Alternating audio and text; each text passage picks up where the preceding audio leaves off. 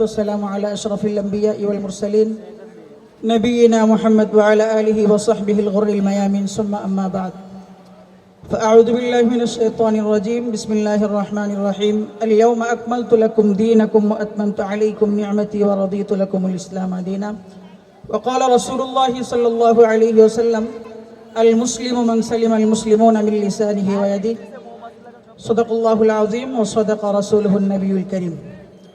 সম্মানিত দর্শক শ্রোতা, আমি একটু ছন্দের পতন করলাম আর কি। আপনারা এখন আলোচনা শোনার মতো ধৈর্য মানসিকতা কোনোটাই নেই, বাকি আলোচনা ছাড়াও কিন্তু হয় না। তো আমি আমার যে আলোচ্য বিষয় দিয়েছেন আজকের আয়োজক যারা, আমি এ সম্পর্কে অতি অল্প সময় দু চারটি কথা বলবো কোরআন হাদিসের আলোকে। আর আজকের যে এই আয়োজন যারা যুব সমাজ আয়োজন করেছেন, আয়োজক যারা, তাদের ব্যাপারে আমি কিছু দু চারটি পরামর্শ দিয়েই শেষ করব। এর পরবর্তীতে আলহামদুলিল্লাহ আমাদের বদরুজ্জামান ভাই সহ যারা আছেন তারা গাইবেন, এবং সর্বশেষ আমাদের আজকের যিনি সভাপতি সাহেব উনি যদি উপস্থিত থাকেন ওনার দোয়ার মাধ্যমে ইনশাল্লাহ শেষ হবে। যদি উনি না থাকেন তাহলে আমি শৌকত ভাইকে অনুরোধ জানাবো, ওনার দোয়ার মাধ্যমে ইনশাল্লাহ শেষ হবে অনুষ্ঠান। আপনারা রাজি আছেন তো ইনশাল্লাহ? যাই হোক মোহতারাম সম্মানিত হাজিরিন, এখানে ইসলামী সংস্কৃতি এবং আজকের আমি নাম বলবো না, আজকে এই শব্দটা উচ্চারিত হয়েছে বাংলাদেশ একটি সাম্প্রদায়িক রাষ্ট্র। বাংলাদেশ তো সাম্প্রদায়িক রাষ্ট্রই নয়, গোটা পৃথিবীর কোনো একটি ভূখণ্ড সাম্প্রদায়িক নয়।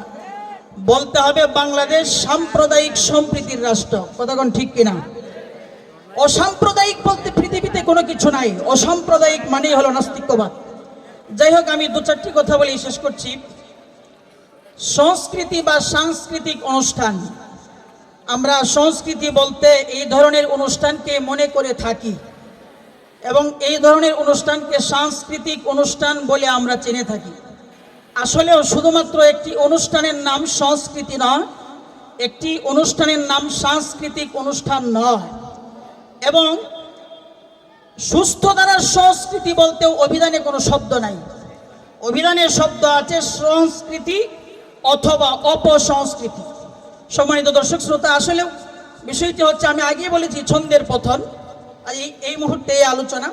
তবে আমাদের একটু জানা থাকতে হবে প্রত্যেকটা ধর্মের, খোদা প্রদত্ত যে ধর্ম ইসলাম, এই ধর্মেরও একটা সংস্কৃতি আছে, এবং মানব রচিত গোটা পৃথিবীতে অনেক ধর্ম আছে। প্রত্যেকটা ধর্মের আপন আপন ধর্মের সংস্কৃতি আছে। সংস্কৃতি ছাড়া কোনো একটা ধর্ম হতে পারে না। এবং সুস্থ ধারার সংস্কৃতি বলতে নয়, সংস্কৃতি মানেই হলো সুস্থ ধারার সংস্কৃতি, এছাড়া যা হবে সব হলো অপসংস্কৃতি। আজকে পাশ্চাত্য সংস্কৃতি বলেন, হিন্দুবাদী সংস্কৃতি বলেন, এবং প্রাচ্য সংস্কৃতি বলেন, যাই বলেন না কেন, সব কিছু হলো অপসংস্কৃতি। একমাত্র সুস্থ বলেন অথবা সংস্কৃতি বলে, এটা হলো ইসলাম ধর্মের যে সংস্কৃতি, এটা হলো আসল সংস্কৃতি। এই বিষয়টা হচ্ছে এমন,